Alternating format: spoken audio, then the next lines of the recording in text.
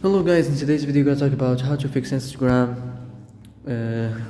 lag in Android problem. So the answer is easy, just go to the settings and now go to the apps section, scroll down to the apps section and now go to the search and search on Instagram. Next go to the storage. So as you see here, you will find this clear cache option. Click on it.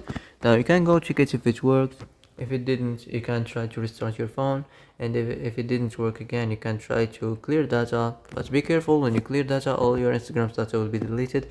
This includes all files, databases, settings, accounts, etc. So be careful.